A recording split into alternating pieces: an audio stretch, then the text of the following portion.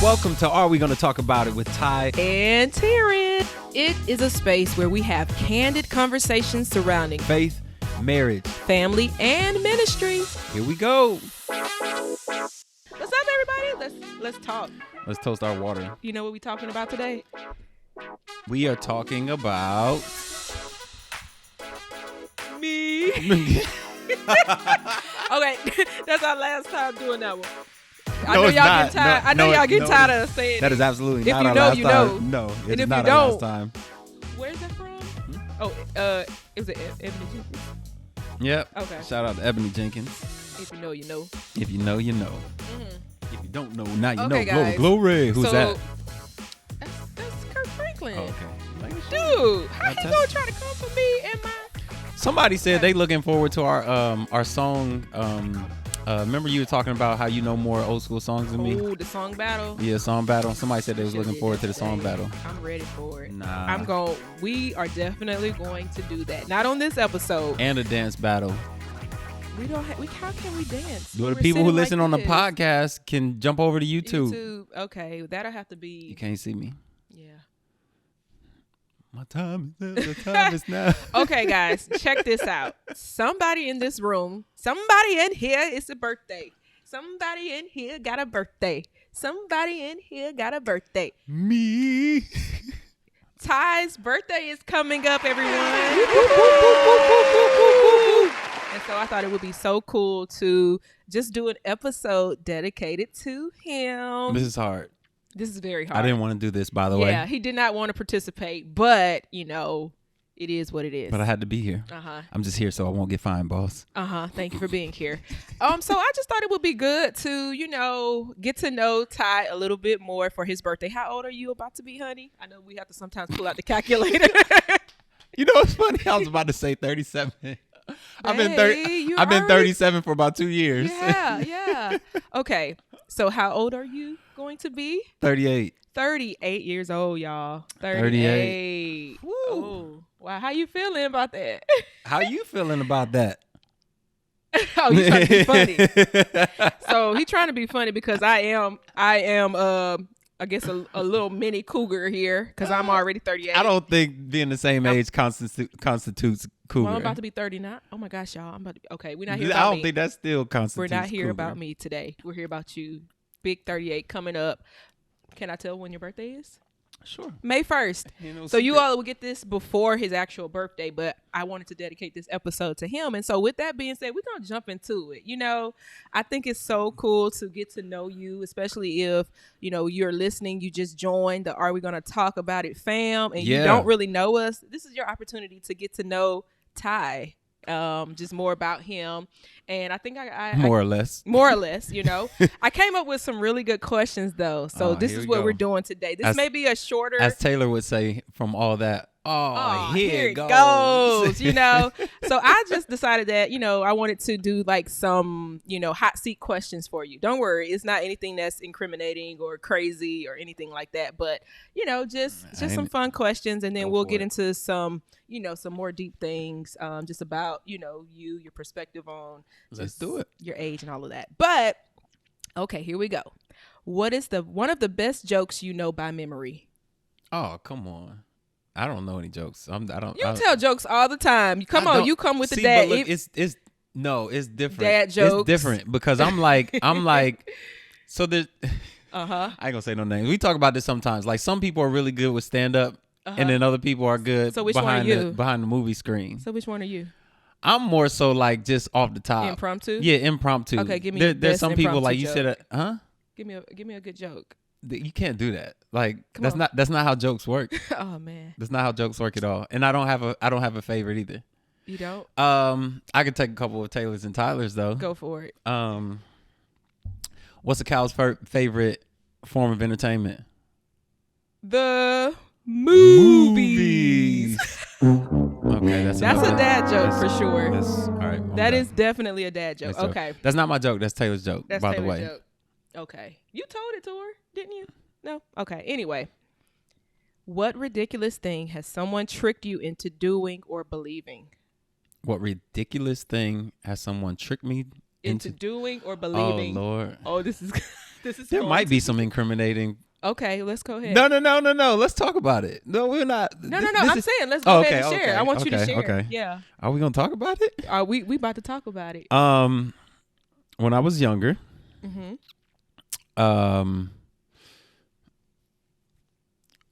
there was a group of us that were playing Truth or Dare. Oh goodness. And I'm nervous for you. And I think no. It wasn't Truth or Dare. Okay. You know, once you get to a certain age, it's just Dare. It's just Dare. It's just Dare. Yeah. And so we went in the kitchen and we prepared a whole bowl full of literally anything you could find, and we tried to make it as nasty as possible because we didn't want anybody to eat it. We wanted people to do the Dare. But the bowl that they mixed together, it was just so horrible. I was just like, I'll do anything except eat that bowl. So the Dare was nighttime in Columbus, Ohio. On a relatively busy street. And the Dare was to run across the street in your underwear. Oh no. I was a kid. We all have some things. What's a kid? You know, because there's some adult kids. 26. I'm joking. I was a kid, man. I had to been maybe like 11, 12 maybe. Okay. And the Dare was you had to run across the street in your underwear. Oh my. But the crazy thing about the street, it wasn't a dark street. It was a relatively busy street. So I had a big spotlight hanging over the corner where it was. So I literally, I'm glad we didn't have social media. Right. I'm so glad. Or phones and cameras back there to record and post it, because if we did, I guarantee you it would have went viral. Yeah. Absolutely.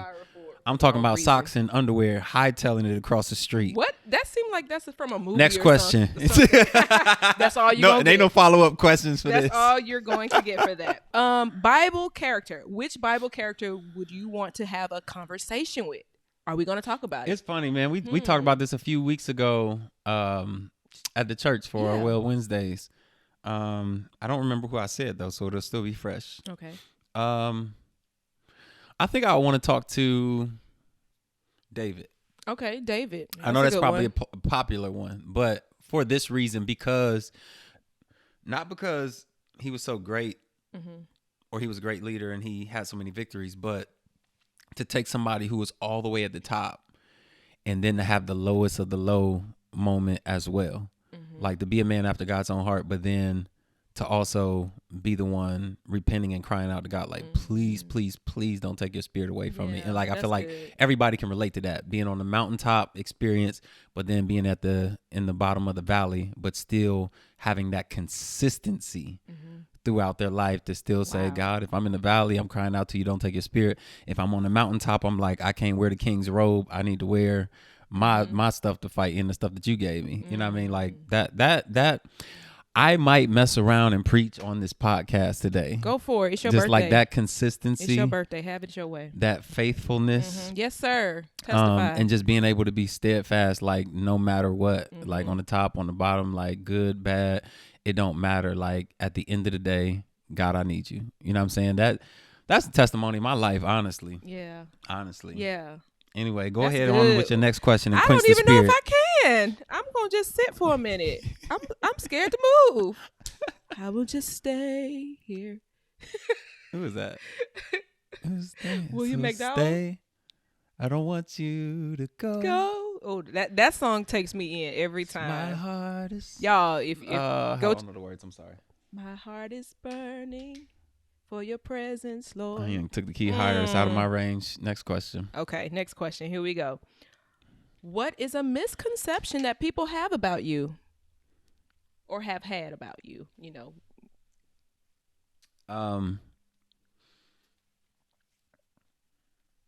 I would probably say maybe two of them.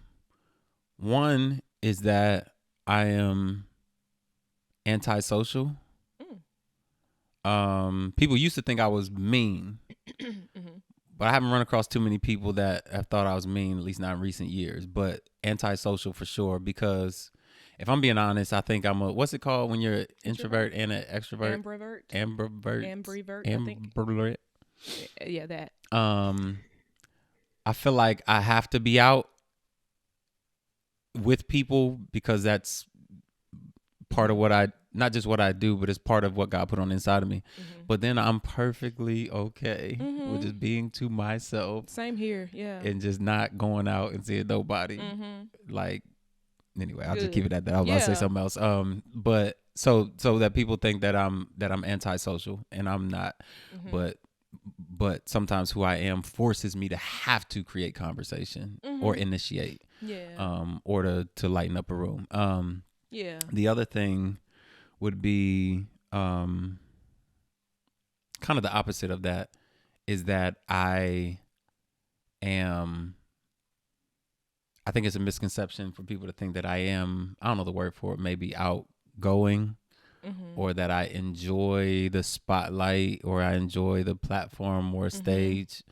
When honestly, like, I'm like, a lot of times I don't even want to. Like, I would much rather prefer, I think I've said this to you before, like, if I could show up every Sunday at church and just get behind the camera and just like work the controls or like to be on the sound or like, I would be cool. Right. I would be okay. Well, there's two sides of that. I would be okay with it because I don't necessarily need a platform or stage or spotlight.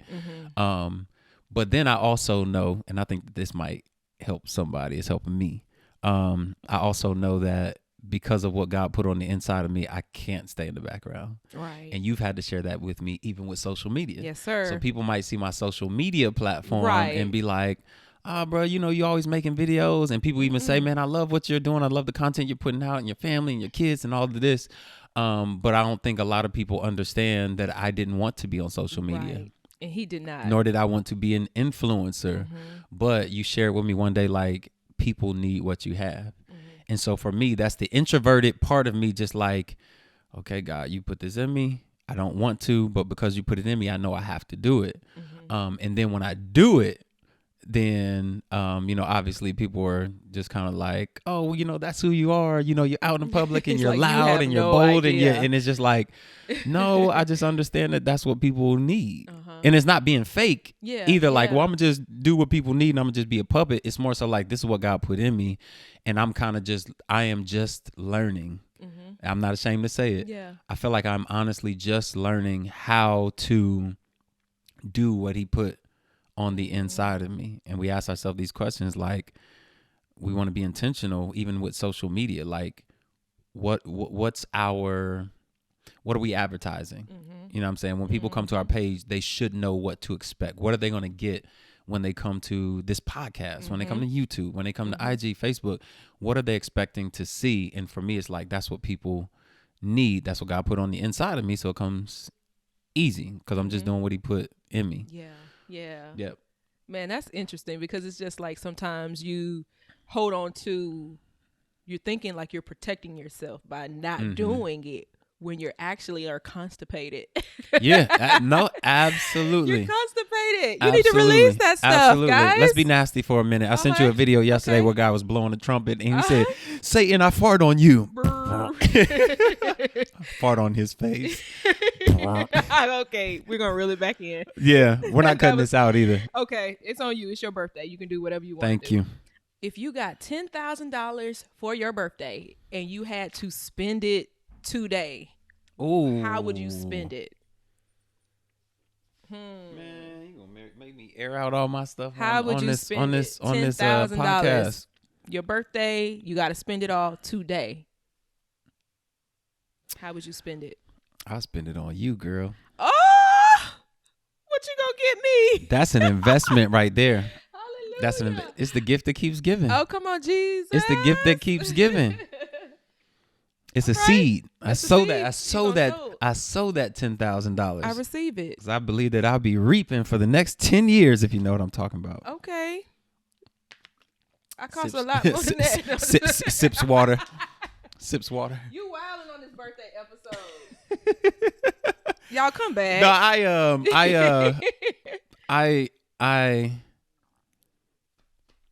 here's another misconception. Okay. I think people think that I have a very deep wardrobe. I don't. So you would spend shoes, it on clothes. I really don't. Yeah. And probably the stuff that people see is stuff that I probably had for a long time. And so I just keep stuff clean. Maybe. I probably would. I'm not saying that'd be the first thing. How much would you drop? Obviously, tithe. I was about to say you better obviously give to the tithe. Offering. I mean, these are. Well, I can't say that these are no brainers because everybody may not know that. Right. I would absolutely set aside at least a couple $1,000s just for seed. Just like it's some people I want to be a blessing to. Looking for people just like, who's starting a business, who has a dream, who has some goals, who has vision, but they just don't have finance. And maybe this $200 can help. Maybe this $300, $500 here can help. I would take a few thousand and throw it at a family vacation.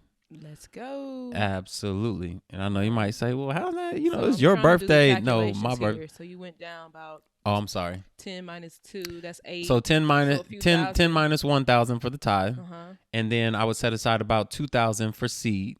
So okay, that's right. So 7? that's yep. So now I got $7,000 left. Family vacation, I would say, what's that, about 3,000? Maybe 4,000. So now we're down to 3,000 left. Can we pay off this? Look, I'm trying to use your money. Can we pay off this debt? Can pay off this debt? The rest of this debt. How about we put 1,000 towards debt? We got 2,000 left. Okay. I would probably use the rest of that for. You forgot your clothes and your shoes. Gosh. Yeah. I ain't trying. It's your money. 1,000 to revamp my wardrobe. Okay. I know that don't sound like a whole lot of money, but I don't ask for much. Okay. And then maybe I need some more power tools. Oh, we going to Home Depot. We're going to Home Depot. We're going to Lowe's. I don't know, man. I might need to reorg some of this money, how it's being allocated because I might still need to ride a launmower. Oh yeah. I don't know. Okay. I don't know, man. I need to sit with that because obviously the money don't come in until you already got an assignment for it. So I probably need to sit with that a little bit longer. Yeah. You caught me off guard with that one. I think I might need to sit with that. Yeah. What is the best piece of advice that changed your view on life? The best piece of advice that has changed my view on life. 2 I can probably think of. One, it was a night in high school where I just broken a record for most points in a game at the private school I was at the time. And I was all geeked up and gassed up.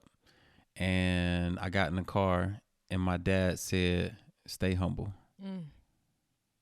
That's all he said. He ain't say, "Stop bragging, stop." He just said, "Stay humble." And he said it that soft. He just said, "Stay humble." You forgot to tell the part before that what you were doing. What was I doing? Didn't you say you were saying some things in the car? Something about, oh, can't nobody see me? Okay. I'm sorry. Well, I was also trying to give the very short version. I mean, I was. There was a reason I was feeling myself that night, mainly because the crowd was going crazy. Everybody patted me on my back after it was over. I wasn't used to that either. Up to that point, I had just been kind of an average player, but I wasn't used to all of that attention. And it went to my head that particular evening, and he just said, "Stay humble." Wow. That has stuck with me ever since. Just to remind myself, even in those high moments, just be like, just all right, chill, stay humble. The other thing has been my grandfather. He was trying to get me to preach one Sunday morning, right before service. I wasn't prepared, wasn't dressed either. And I said, I've not prepared anything to speak either. And he said, "Preach Jesus." That's all he said. He just said, "Preach Jesus." Until this day, it rings in my ears. Years later, you have no excuse. I don't got nothing to preach. I don't got nothing to talk about. I need to read something real quick. Preach Jesus. Preach Jesus. Yeah. Oh, so that's good. Those 2 things. I mean, there's many, but those 2 things kind of jump out in my mind. Okay. And so you're 37, about to be 38. This coming week. 37 is the new 25. It is. I'm here for it. So what is one thing that you learned, at 37 years old? One thing that sticks out to you from this year. This past year, the most important lesson that I have learned came probably about a month or 2 months ago. And that lesson was taught to me by a 4-year-old at the time. And he said, if you need help, ask for help. So profound. Absolutely. He said, if you need help, ask for help. And it's a longer story. Obviously, you know, he was having challenges with something. And I said to him, if you need help, ask for help. And he came to me and he asked for help. And I helped him. And then later on, he said it again. And that hit me. It hit me really hard because I think I found myself in a space where I was just like, I got this. Like, you know, I'm good. I can figure this out. Like, not necessarily in a prideful way, but just like, I don't want to mess with people. Like, I don't want to take up people's time and energy and attention with something that I can do myself. Yeah. You know what I mean? If I can pull it up on Google and figure it out, why do I need to call somebody? But there are things that other people have that Google doesn't. Like, there are things that people can impart into you that Google can't tell you. Google can read to you a definition, but somebody else can give it to you a life experience. You know what I'm saying? And so, like, that's something that I needed to hear in the moment. And so I started reaching out to different individuals and saying, hey, it sounds like a stupid question, but I got to ask, how do you do this? What does this look like? How do I handle this? You know what I mean? What does this look like in your life? And what I found is, man, people that I thought did not have time made time. Yeah. And they said, look, man, I got time. Like, what do you need? How can I help you? And so I didn't even know, like, everything I needed was just on the other side of that ask. You know what I mean? I didn't think people had time, but God had already reserved and set up people who were just like, I'll make time. Wow. So that has really helped me. And so even for me, I make time for other people too. Often people all the time tell me, like, I know you're busy. I know you don't have no time. I don't want to take up all your time. And I understand what people mean by saying it, because I used to say the same thing, but I stopped saying that because obviously if I've taken your call, I've made time for you. Right. If you say, hey, do you have a second to talk? I've made time for you. Otherwise, I would say, no, I don't have time right now. Or, hey, can I call you right back? Or I text you back and say, hey, can you hit me up on another day, whatever. Yeah. But if I've made time, then that means that I've created space for you, right? So don't manage my time by saying, all right, well, you know, I know you busy. I know you can't. No, let me make that decision. Yeah. I will make time to be able to pour into people just because there are people that made time to pour into me. Yeah. Oh, I love that. All right. Last question here. What are you expecting for year 38? Year 38. What are your expectations? So I'm expecting this to be one of the best years of my life. Okay. Yet. Tell more. Tell me more. Tell me more about that. I feel like lately there's kind of been this momentum that's been like you like God is and not just me but us, like bringing us into a space that maybe we belong all along, if that makes sense. Like bringing us into a place where we should have been, maybe. And not a place that we weren't in just because we were doing something wrong, but just a place that's being cultivated, you know what I mean, for such a time as this. And I believe with everything in me, just like things that I have or we have been praying for, expecting, you know, that God is bringing it to pass and he's making it happen. And I feel like one of those things is as a direct result of just simply asking. Because that's been something I've been afraid to do for a long time. It's just to ask for help. And I'm learning that the more that I ask for help, or the more that I put myself out there, the more that I am proactive and intentional and actually go after instead of just allowing life to happen, I'm finding out like, man, this is what God wanted for me all along. Right. But maybe it was just waiting for me to actually step out, or me to embrace it. Or me to accept that this is what he wanted for me. So that's why I believe what I believe and why I have that expectation, not just because, you know, this is 37. I believe that every year should get better, but I am being more intentional in this year. So I believe that, you know, we'll see the fruit of the seeds that are being planted. Wow. Absolutely. Absolutely. Yeah. So if it's better for me, then it's better for you. Yeah. I received that. If it's better for us, then it's better for our kids. If it's better for our house, then it's better for our ministry. Come on, Jesus. Y'all, that's been my saying. I'm going to have that on a shirt. Come on, Come Jesus. on, Jesus. Yeah.